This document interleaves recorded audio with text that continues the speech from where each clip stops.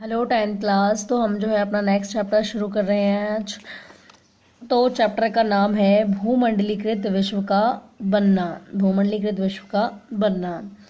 तो इसमें हम पढ़ेंगे कि किस तरीके से जो है एक विश्व में एक देश से दूसरे देश से जो है सामाजिक आर्थिक और सांस्कृतिक रूप से जो है जुड़ने शुरू हो जाता है। और क्या ऐसा जो है आधुनिक समय में ही होना शुरू हुआ है या फिर आधुनिक समय से पहले भी प्राचीन काल में भी जो है ये भूमंडलीकरण की जो नीति थी वो अपनाई जाती थी?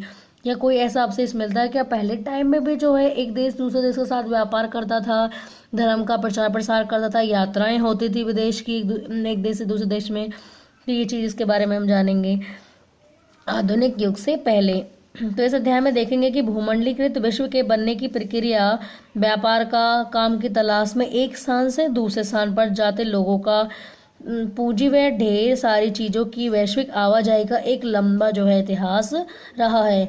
इतिहास के प्रत्येक दौर में मानव समाज एक दूसरे के काफी निकट आते गए हैं। प्राचीन काल से ही व्यापारी यात्री पुजारी सभी दूर दूर की यात्राएं करते रहे हैं। भिन्न भिन्न तरह की चीजें, पैसा, विचार, आविष्कार, यहाँ तक कि बीमारियां और कीटाणु भी साथ चलते रहे हैं।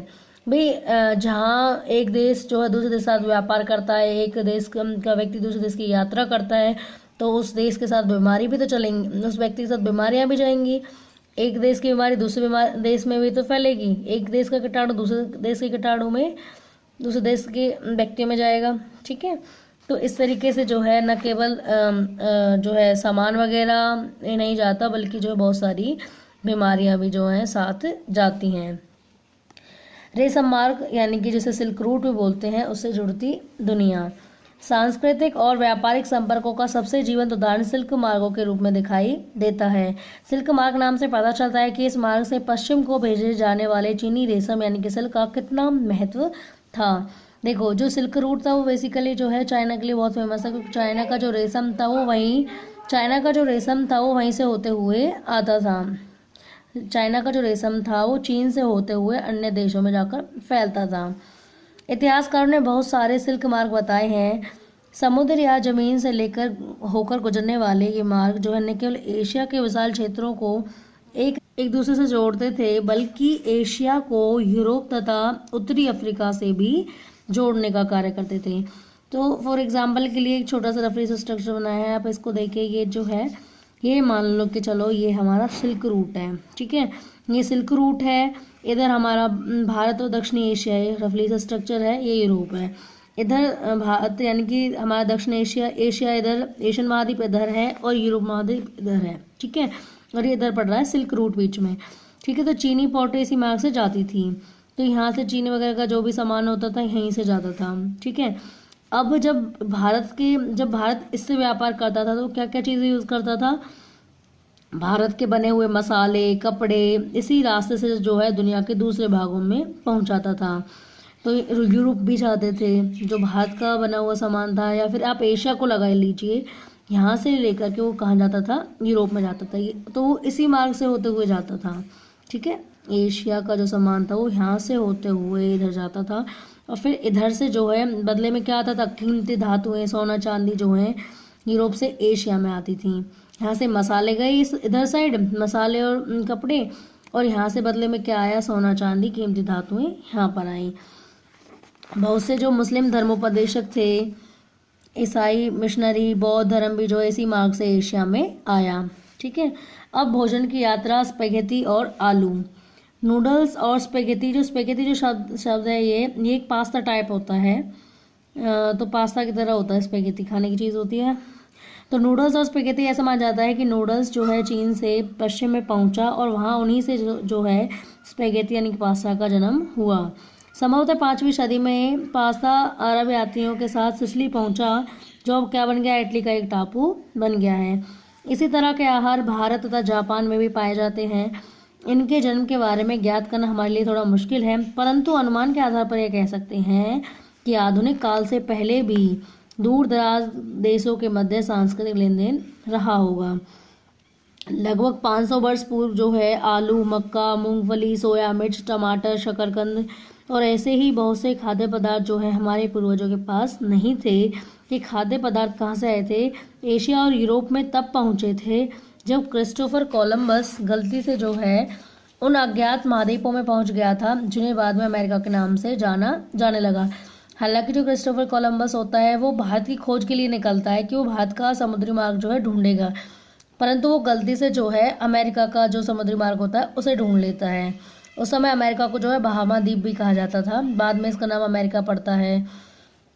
अमेरिका का कौन कौन सा पार्ट था? बेसिकली उत्तरी अमेरिका, दक्षिणी अमेरिका और कैरिबियन द्वीप समूह, ये सभी से है। बहुत से खाद्य पदार्थ हमारे पास अमेरिका के मूल निवासियों अर्थात अमेरिकन इंडियनों से भी आए हैं।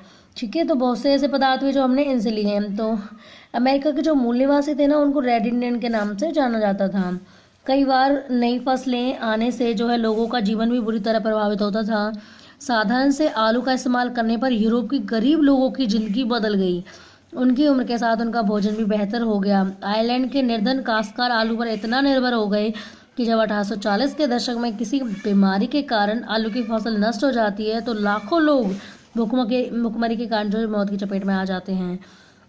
कहने का ये मतलब है कि जिस नई फसल ने लोगों को रोजगार दिया, लोगों को की आमदनी को बेहतर बनाया, जब बाद में उसी नई फसल जब वो नई फसल चौपट हो जाती है, खराब हो जाती है, नष्ट हो जाती है, तो वही नई फसल जो है लोगों के लिए भुखमरी तक ला देती है। विजय, बीमारी और व्यापार। 16वीं सदी में यूरोपीय जहाजियों ने एशिया तक का समुद्री रास्ता खोज लिया। 16वीं सदी में जो है यूरोपीय जहाजियों ने एशिया तक का समुद्री रास्ता खोज लिया और वे पश्चिमी सागर को पार करके जो है अमेरिका तक जा पहुंचे। भारतीय उपमहाद्वीप इन प्रवाहों के रास्ते में एक मुख्य बिंदु था। तो किन किन चीज़ों का प्रवाह होता था? ये व्यापार, भिन्न भिन्न तरह के सामान, ज्ञान का प्रवाह हुआ, परंपराओं का प्रभाव हुआ, धर्म का प्रभाव हुआ, खाद्य वस्तुओं का प्रभाव हुआ। ठीक है, तो भारतीय उपमहाद्वीप इन प्रभावों के रास्ते में जो है एक मुख्य बिंदु रहा था। तो भारत की खाद्य वस्तुएं, धर्म, परंपराएं, ज्ञान, भिन्न भिन्न तरह के सामान, ये व्यवहार, इन सब का प्रभाव कहाँ पर हुआ था? यूरोप के लोगों में हुआ था। ठीक है, ये माने चलो ये यूरोप है, ये हमारा भारत है और ये यहाँ बस इधर से जो है इस यूरोप में क्या हो रहा है? ये प्रवाह जो है हो रहा है। ठीक है, तो इन सब चीज़ों का प्रवाह किस में हो रहा था? यूरोप में। मैक्सिको और पेरू की कीमती धातुओं, खासतौर पर चांदी की खानों ने जो है यूरोप की संपदा को बढ़ाया और पश्चिमी एशिया के साथ होने वाले व्यापार को गति प्रदान की। दक्षिणी अमेरिका के धन संपदा को लेकर नई नई किस्से कहानियां जो है बनने लगी थी। एक शहर था, इसी कारण यूरोप के लोग जो है एल डोराडो को सोने का शहर मानने लगे। बहुत से खोजी अभियान इसकी खोज में जुट गए। तो ये जो शब्द आया है एल डोराडो, एक शहर का नाम है जिसको कहा जाता था सोने का शहर, जब ऐसा माना जाता था कि यहाँ पर क्या है, गोल्ड बहुत ज़्यादा मिलता है। 16वीं सदी तक स्पेनिश और पुर्तगाली सेनाओं की विजय का सिलसिला शुरू हो जाता है।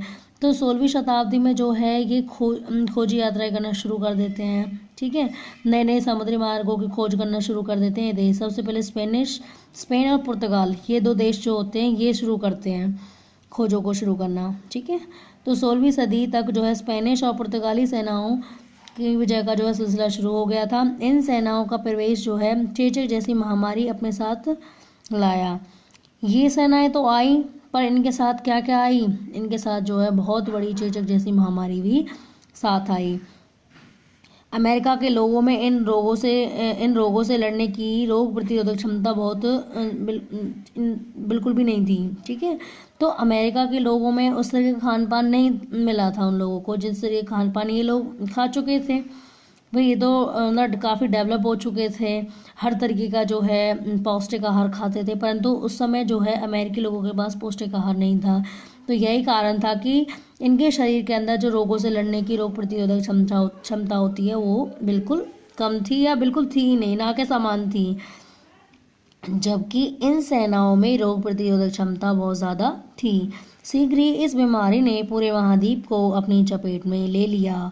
19वीं सदी में भुखमरी, गरीबी, शहरों में भीड़भाड़ तथा बीमारियों का बोलबाला था।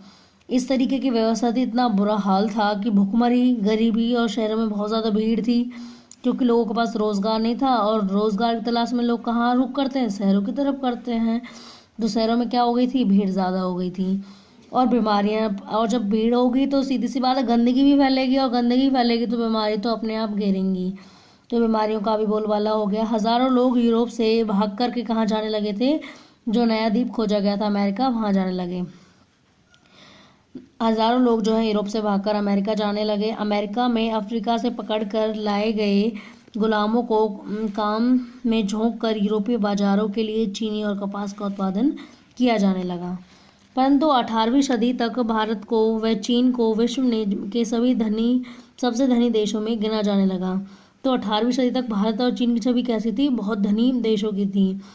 परंतु कुछ विशेषज्ञों के अनुसार 15वीं सदी में ही चीन ने दूसरे देशों से संबंध कम कर लिए, जिससे चीन की भूमिका घट जाती है। जब वैश्विक स्तर पर अपने आप को विस्तृत करने से चीन खुद को रोक लेता है तो उसकी भूमिका में भी जो है घटाव शुरू हो जाता है।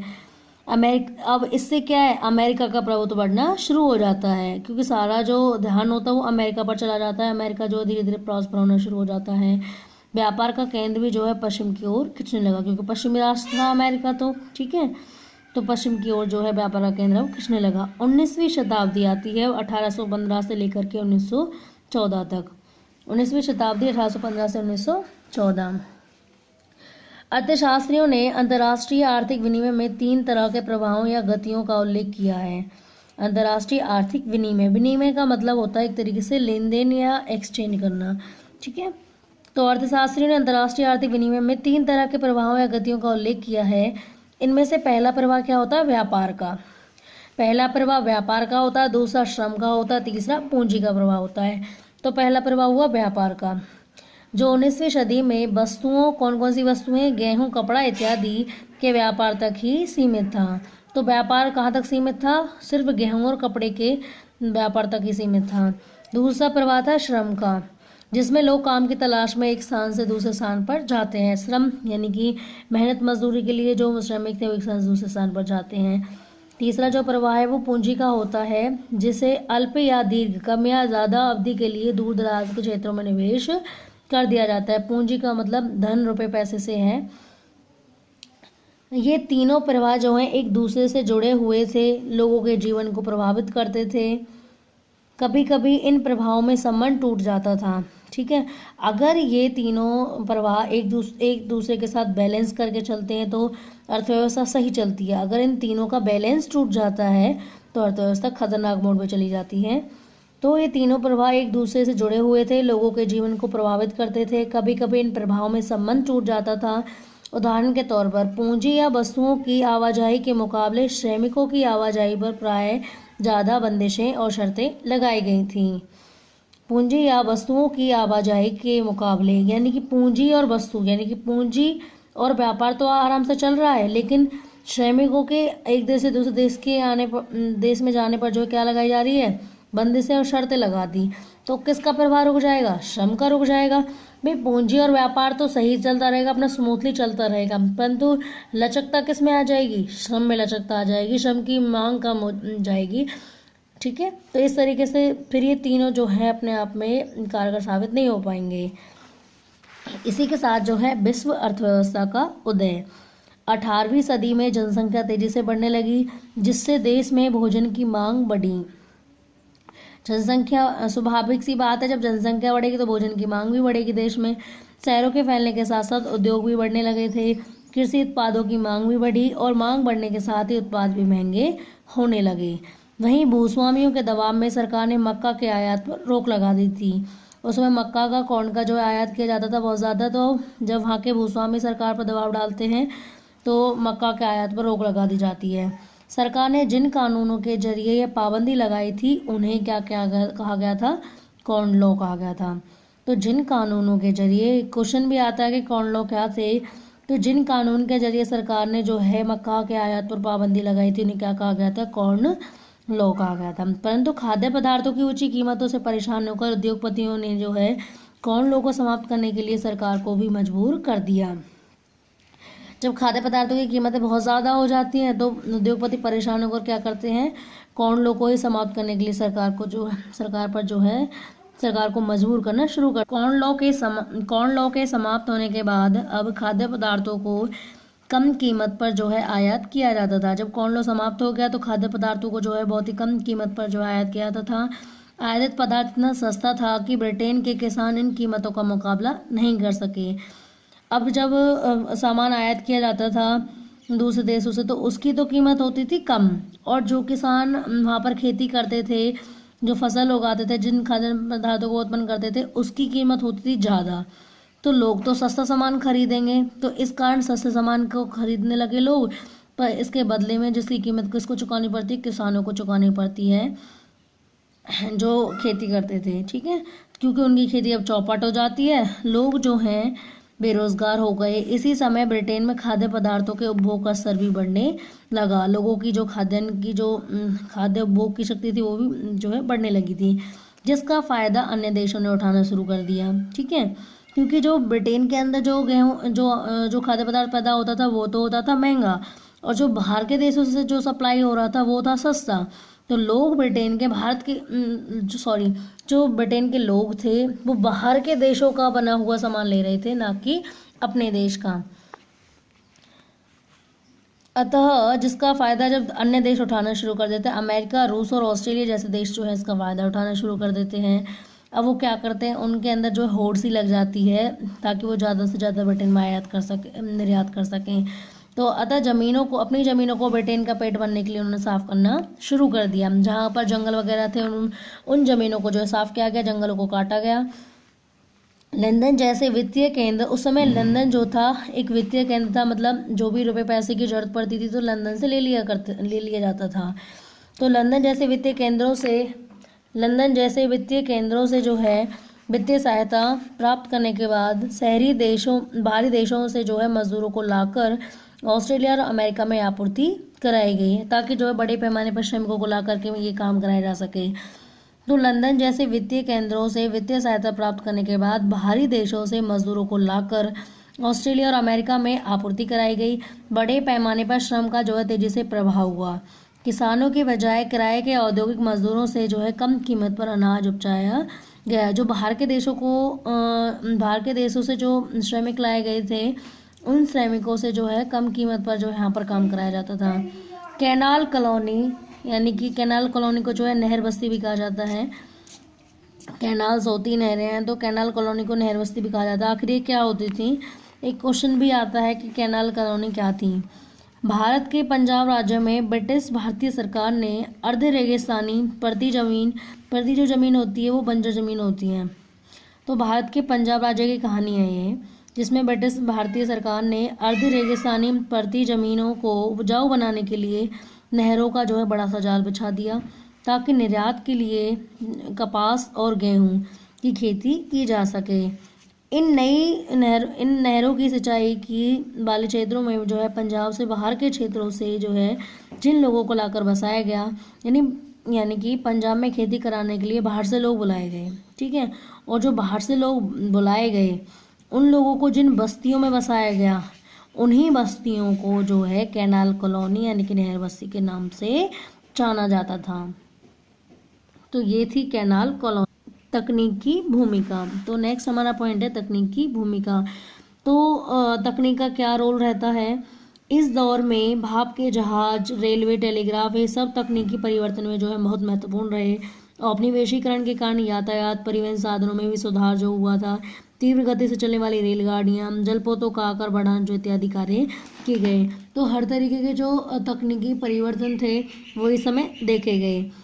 मांस का निर्यात, एक पॉइंट बनाया है मांस का निर्यात। तो उस समय 1870 के दशक तक जो है अमेरिका से यूरोप को जो है मांस का निर्यात न करके जो है जीवित जानवरों को ही वहाँ पर भेजा जाता था, जिसे यूरोप में ले जाकर काटा जाता था। तो अमेरिका से जो है जिंदे जानवरों को जो है उसमें बानों में बिठा के जो है यूरोप में भेजा जाता था। ठीक है, ताकि जो है फ्रेश जो मीट होगा उनका वहीं पर कट किया जा सके। ठीक है, परंतु इनके साथ समस्याएं बहुत थी। जीवित जानवरों के साथ बहुत सारी समस्याएं थी।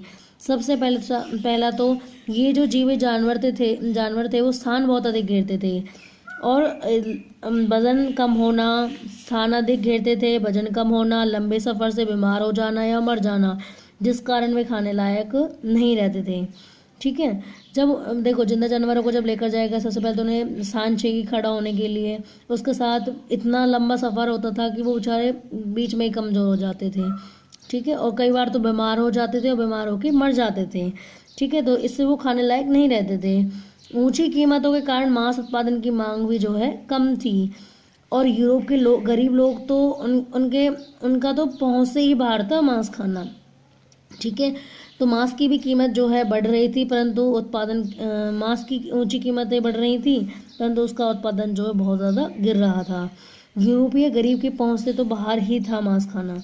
परंतु नई तकनीक आने से जो है ये सारी समस्याएं सुलझ जाती हैं।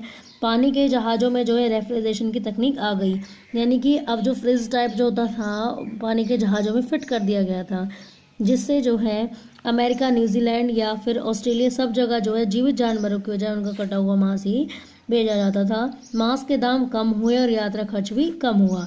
तो तकनीक की भूमिका क्या रही? एक तो सबसे पहली बात, जहाँ जिंदा जानवरों को भेजा जाता था उनको पहले काट दिया जाता था और उससे जो है उनका मांस जो है भेजा जाता था। दूसरा, अब जहाँ गरीब लोग मांस नहीं खा पा रहे थे, अब उनके लिए भी जो है वो मांस सस्ता हो गया, और साथ ही जो उन पर जो यात्रा खर्च बहुत ज़्यादा होता था, वो यात्रा खर्च भी जो है अब कम हो गया। उसमें भी जो यात्रा खर्च भी जो है अब कमी आई।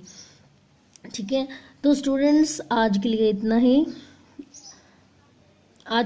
ही स्टूडेंट्स। तो आधा पार्ट जो है हम कर चुके हैं, आधा पार्ट जो है नेक्स्ट वीडियो में करेंगे। तब तक के लिए प्लीज़ वीडियोस को लाइक और शेयर ज़रूर करें, साथ ही चैनल को सब्सक्राइब जरूर करें। Thank you so much for watching this videos.